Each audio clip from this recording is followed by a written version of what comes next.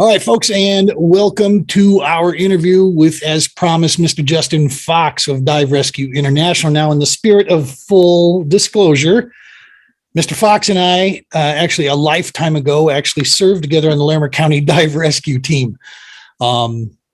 During that time, we had a chance to work on the executive board, and he was the guy that was training the fat rookies like myself, pushing us and helping me realize my full potential out there.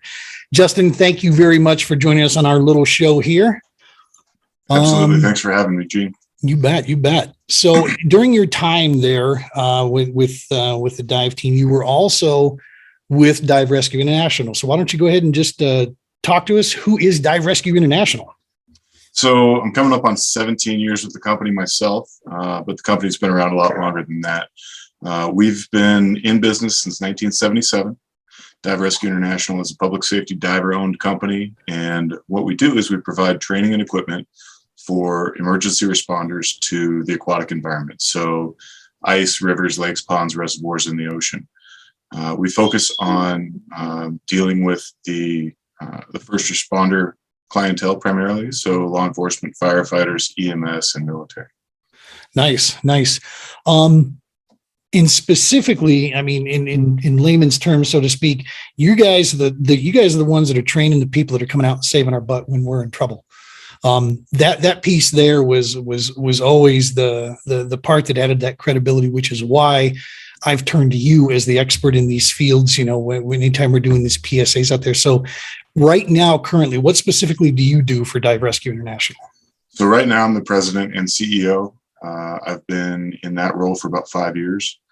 And before that, I was their director of training programs. So I would coordinate training programs for a department that needed specific training for ice rescue or, underwater criminal investigation or whatever they're doing. Nice. Good stuff. And beyond work, you yourself are an avid outdoorsman. Something you and I still need to do is go fishing together. Although we use different methods for sure, but and just so the viewers will throw a little bit of you're going to get some serious jealousy here. So you're from a place that is like a bucket list destination for most outdoorsmen out there. What was that like? Coming from Alaska, man. Holy crap, that's got to be gorgeous. It was amazing. So I was born and raised in Anchorage, Alaska. I left there just after high school and came down to CSU here in Fort Collins. But every day after school, I would walk home and ditch my books and grab my rod, and I'd go to the creek that ran through my neighbor's yard, Campbell Creek, and we had rainbows, dollies, red salmon, king salmon, and silver salmon there. Whoa. Campbell Creek? Campbell Creek. Nice. Yeah. All right. So yeah. Do you get a chance to ever go back there, or is it just a rarity now? So my family left when I graduated high school, but I go back every other year or so. I was just there in September, spent 12 days on a fly-in moose and caribou hunt, do it yourself, just a buddy and myself for 2 weeks in the woods. So fishing, you're a freakish spear fisherman. I mean, that much is certain. I've seen the videos there and watched that. Hunter, ice fishing. You ever partake in it? Absolutely. You mentioned a bucket list. I still want to do some dark house spear fishing through the ice. I haven't had a chance to do that yet. Okay, you got to help the dumb guy in the crowd. What is dark house spear? What is that? That's the Michigan, Minnesota, that type of that part of the country. Oh, okay. They cut a big hole. They bring a decoy out and they decoy in pike, and you spear them with a trident, basically like a caveman. Wow, that is fantastic. Good stuff. So that is the ultimate thing leading into here. What we wanted to do is a little PSA with ice fishing, starting to gain ground now. It's picking up. We're starting to get some ice out here a little bit.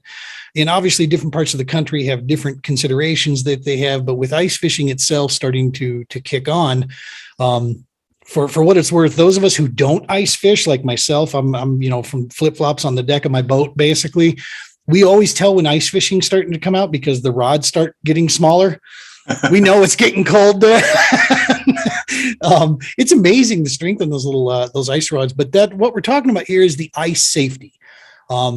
We like to engage in all the things outside, but as we've obviously seen firsthand, you more than me, keeping safety in mind, man, needs to always be there. The moment we get too arrogant and think it's not going to happen to me, that's when it does happen to you. And that's when bad things really occur. So wanted to talk about ice safety that we're talking about here with generalized, so to speak. What are some just good generalized tips for ice safety for folks that are looking to engage outside? Well, are we talking specifically about ice fishing? Yeah. Just, I mean, if you're going to be going out onto the ice at some point during the season here, what are like, just some generalities, if you will, specifically to that of ice fishing? So I think one of the biggest issues with ice fishing in particular is ice fishing is kind of seen as a sport that's fueled by Busch Light and Fireball whiskey. And there's a lot of lackadaisical attitude in regards to it. Oh, well, there's someone else out on the ice. It's got to be safe for me. And what a lot of people don't realize is that ice forms at different thicknesses throughout a body of water. Initially in the fall and winter when it's cold, it forms first near the edges of the body of water, and then it covers the deeper parts of the lake or pond or whatever later in the season. So we won't get into the technical aspects of how ice is formed, but forms by the shore first and then out into the deeper parts. So if somebody's fishing 15 feet off the shore and 15 feet of water, they might have a lot of ice to be fishing on. But if you want to go out to this rock pile that I know is out there in 45 feet of water, the ice over that section of the lake might be thinner than it is at a different portion of the lake. So the varying thickness throughout the body of the water is something a lot of people don't take into account. And a lot of times people also don't realize what the other environmental conditions what influence they can have on the safety of the ice. So for example, if it's very windy and the wind is warmer than 32 degrees Fahrenheit, that wind is melting the ice. Right. If there's any movement under the ice, especially on rivers, that movement of the water creates different types of ice formation, which are less strong and less safe than, say, clear lake ice. Right, current and so forth, which usually as anglers are always looking for current seams, different things like that. And even when it's slowed down, I mean, you're looking for transitions or changes and so forth on your topo map. So yeah, absolutely.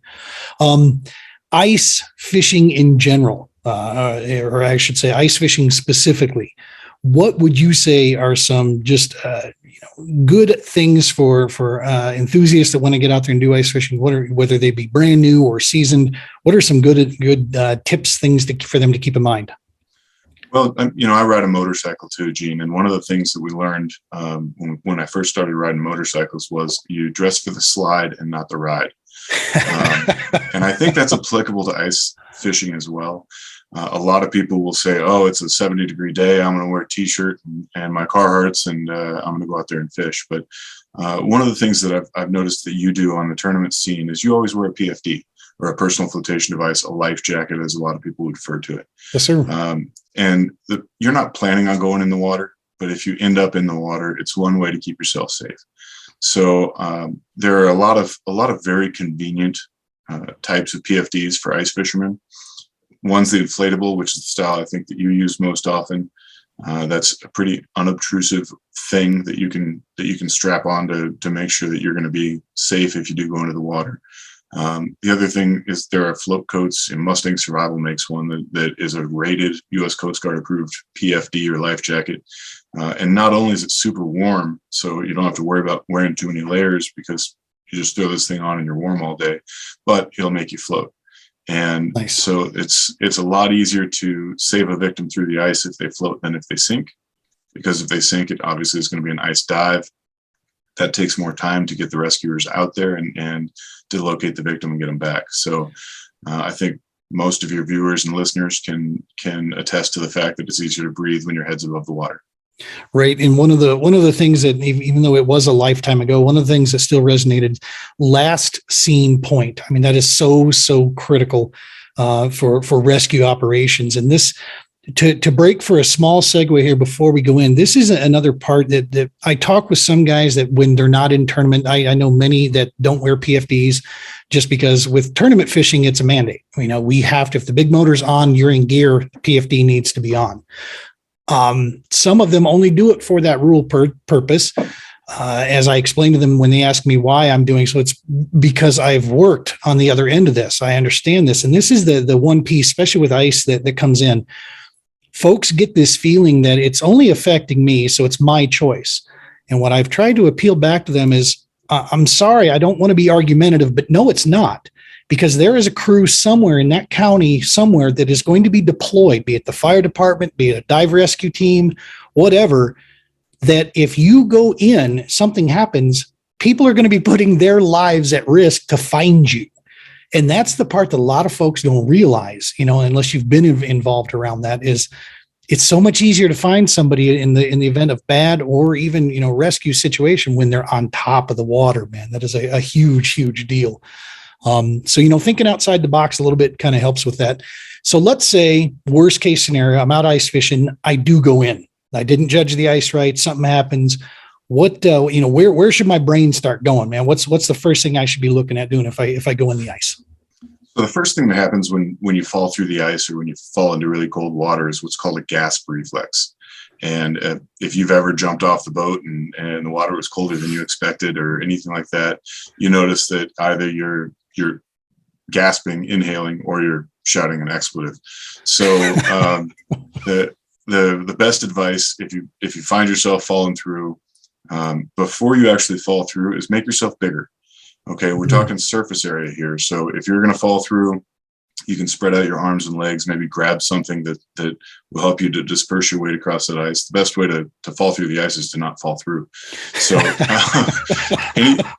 anything you can do to spread out your weight. And once you do that, that doesn't mean to just hop right back up and start standing on 2 feet, because, your feet are this much surface area where your body is so much bigger if you're able to lay flat. And you can either crawl or even roll. You talk about doing the big arms thing, basically just, spread eagle, so to speak. Yeah, absolutely. And then you just sort of shimmy yourself away from that thinner ice, usually closer to shore. And you can roll using the entire long axis of your body to disperse your weight along, 6 feet of axis versus, the 12 inches of your shoes. Right. Good stuff. Beyond that, sorry, I'll expand. Go ahead. If you'll let me. You want to make sure you close your mouth. Some people have to pinch their nose and close their mouth in order to keep from gasping. You don't want to take any water in. Right. And then if you fall through, you want to minimize the amount of struggle that you have once you're through. So some of the factors that lead to survivability of a drowning victim, a person who's actually gone subsurface, is a reduction in the effort prior to their submersion. So you want to minimize your amount of struggle because you also don't want to break any more ice than you have to. Right. Your arms are probably going to be wet. You want to get those arms up onto the ice and try and spread out the weight that you have there on the ice. Sometimes your gloves, your coat, things like that will freeze to the surface of the ice. If it's cold enough outside, that can help hold you in place if you do go unconscious. Because again, it's better to be unconscious with your mouth and nose out of the water than underwater. Right. And then you want to, like I said, you want to minimize your movement. You can bring your knees up to the bottom of the ice shelf to sort of hold you in place. That's similar to what the Coast Guard calls the heat escape lessening posture, or the HELP posture. Oh, okay. Which is going to slow the onset of hypothermia. All right, you're going to become hypothermic if you fall into water through the ice. But the slower you go into hypothermia, the easier it's going to be for you to maybe assist in a rescue or grab a throw bag or something that another bystander can help reach out to you. And it's going to improve your chances of survivability. Nice. A couple of other things. Yep. We talked about equipment a little bit, but one of the other things, we talked about PFDs, but one of the other things that ice fishermen can use is something like this, which is the Pick of Life. And that's a brand name. There's lots of different brands, but ice awls or ice picks. And what these are used for is you can see on the diagram on the back, there's a little spike inside. Okay. And that spike is used to help you to gain traction. You stick it into the ice, and it's kind of like climbing a pegboard in gym class. You can help slide yourself back up onto the ice and hopefully get yourself to shore where you can get rewarmed. So there's lots of different types of those. I'm not pushing one brand over another. Some people even just drill a hole in the handle of some Phillips head screwdrivers and drape those around their neck. But it's important that you have them on you. They don't do you any good if they're in your tackle box in a sled 4 feet behind you. Right. I remember on our ice rescue suits, a lot of times we had them on the sleeves right there. We had a concealed patch piece there that we could actually bust them out. That way they would fit right to our hands quick and easy when we were out there moving around. Absolutely. Other things, most ice fishermen, they've got an auger with them, right? So they have to gain access through the ice somehow. So they've got an auger. Some also will use a spud bar or some sort of pole to either break out the ice or things like that. If you find yourself falling through, if you got your hands on one of those, if you can lay it horizontally and again help to keep from breaking all the way through the ice, that's another tool that you can utilize to minimize your risk when you're falling through. Right. And that's, I think, one of the biggest pieces that look, if you go through and you land into ice cold water, even as individuals that we used to do it on purpose for training purposes, it's gonna shock you. There's no doubt about it. But the key factor like that we trained with as well is if you're mentally preparing yourself for these situations, it's a little bit more automatic for you to remember, wait a minute, I know I'm supposed to calm down right now and just, chill out, get myself righted here and figure out what's going on and get moving. If you don't think about the stuff, that's when you're hit, blindsided by it. And then you do freak out, so running it through mentally, seeing, when you get out there to that area. So if something does happen, where in the heck am I going, man? Am I going this way? Do I need to get my bearings about me? Just taking that, 2-3 minutes to run it through, I think is huge in a lot of cases mentally for folks. So let's say, or I guess I should say, was that on the list of if you go through, are you good there? Did you have more? So I think that as far as equipment and when you start going through, I think that's covering a majority of it. Another thing a lot of people don't think about is a whistle. And we use whistles in the rescue industry all the time, but it's a signaling device. And if you are messing around with your stuff and other ice fishermen are on the fish, if there's a bite, they're not paying any attention to you unless you're catching more fish than them, and then they're going to come crowd you. But realistically, if somebody starts blowing a whistle out on a frozen lake, there's a chance that you can get help faster. And so a whistle is another easy thing. You can attach it to the collar of your jacket or whatever else. But a signaling device is an important, easy, inexpensive tool that you can carry with you to help get help faster. Heck yeah. In addition to that, one of the things that is mentioned oftentimes when you're going out in the outdoors, but again, ice fishermen especially have sort of a lax attitude, and I'm guilty of this myself. Oh, it's a cold morning and I don't have anything to do. I'm going to go jig for some walleye. Well, let somebody know where you're going and let somebody know when you expect to be back. Now, fishermen are oftentimes pretty secretive about their locations. So tell somebody who doesn't care about fishing, like your wife, exactly. Or something else. But always make sure somebody knows where you're going and when you expect to be back. And that can help us to get resources to you faster in the event that you don't come home when you're supposed to. That's sound. Yeah, that's always a good deal. And I think it's important too, some of the viewers out there that are watching this right now or listening to this right now, however you're choosing to do so. This is, you're getting a perspective here from the other side, and so anything we say during this piece here, we're not passing judgment or anything along those lines. This is what it's like from the other side of this. In regards to the individuals that have to go out there and perform, these very difficult tasks, when bad things do occur. We prepare that they never do. But in that event, you're getting a chance to see from those other sides there. Just a couple little steps here and there, man, can do huge things to help out in that area. And that brings us to the next question here. So let's say it's not us. Let's say we're out there fishing, we're on them. We look over at our guy that's, our buddy that's not getting them, and he goes in. What are some do's, kind of, some sound advice there in that case? What should we be doing to make sure that we're not becoming part of the issue and being a second rescue involved here, but what can we do to help out in that case? So the first thing is always call for help. If we need to get a dive team started or an ice rescue team started, the earlier you get them coming, the better chance of survivability for that victim. If you're with a buddy, say you and I finally go fishing together, we go ice fishing, we'll get one person on the call for help right away, and the next person is going to try and render aid. And what does that look like? It depends on your ice conditions, your knowledge, skill, ability, and equipment. So even in Cub Scouts, you learn around water, you reach, throw, row, go, right? Yep. So reach is as simple as I'm taking that spud bar or broom handle or whatever I have with me, laying flat on the ice and reaching that to the victim. Okay. I can also use a throw bag, which is basically just a rope stuffed in a bag. Chuck that out there. They get a hold of the rope, wrap it around their arm a little bit, because your fingers lose dexterity when you get cold. Mm-hmm. So if they wrap their arm into that rope a few times, it's easier for them to hang on, and you can potentially drag them out. So that's the reach and part of the throw. The other part of the throw is maybe you just throw them something that floats. A lot of people have the thick cushions that go on top of a 5-gallon bucket, right? Right. Those float.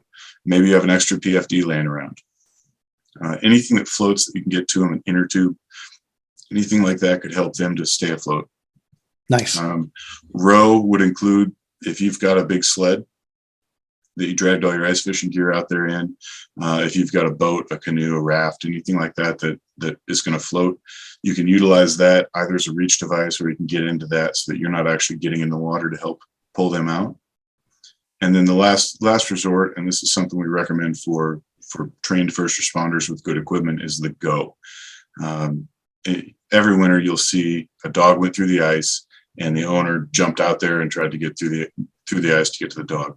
Well, if your 80-pound lab is going to fall through the ice when they're 80 pounds spread out over 4 of their feet, we'll call you a svelte 180 pounds, is definitely going to go through as well. So the go option is the last resort. The only time you're going to want to do this is when there's no other options to get the person out. And typically what we're going to do is we're going to recommend the rescuer be tethered with a rope. And don't ever do this without having called for help first. But it's an absolute last resort. We mentioned I grew up in Alaska. Believe it or not, I used to be the skinny kid. So thanks for that.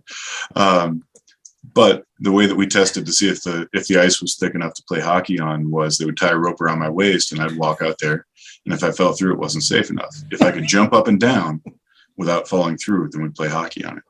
Nice. So Nice. that rope tied to me saved me a couple of times.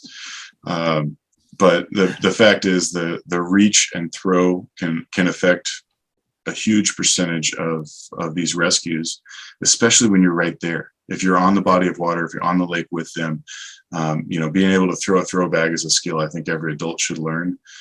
It'll save lives on lakes, rivers, and on people that have gone through the ice. So if you're interested in learning how to use a throw bag, we offer that sort of training, but it's a very simple tool that can save lives.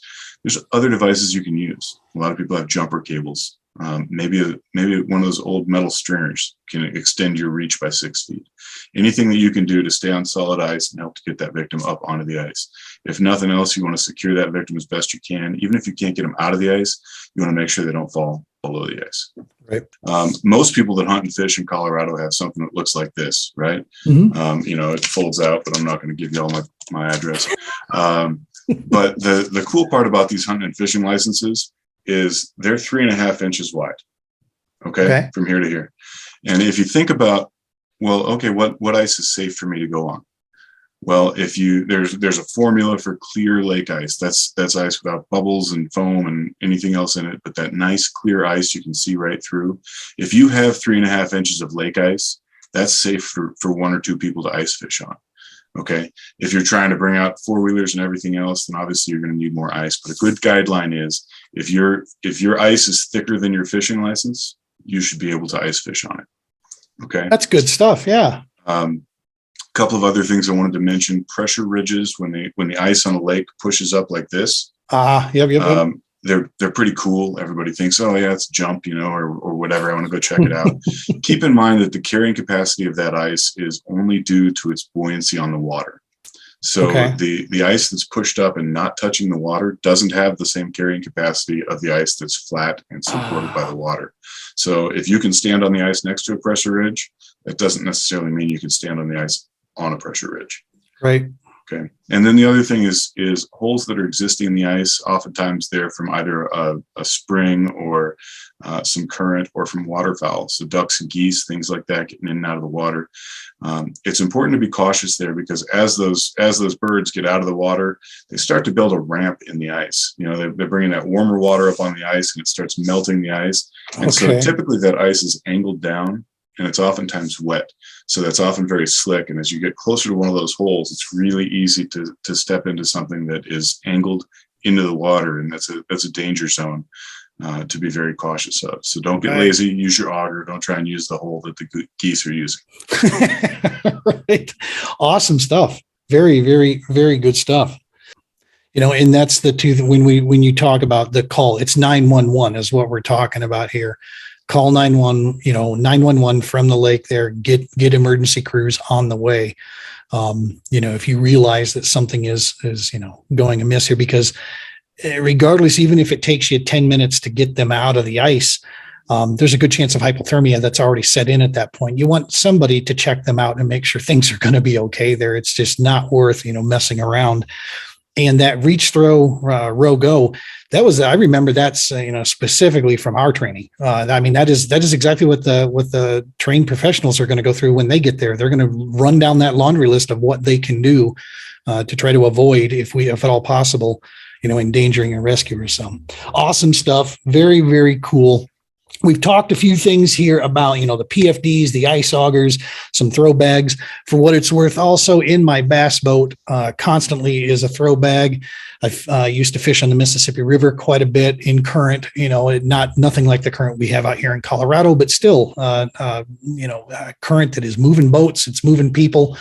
I always carry a throw bag on board there, even on lake situations, just because it's way easier to do that than try to reach down and grab somebody, and like you said, it is a skill. Work on it, YouTube it, you'll find it. Check out DRI's site. They'll give you tips as well.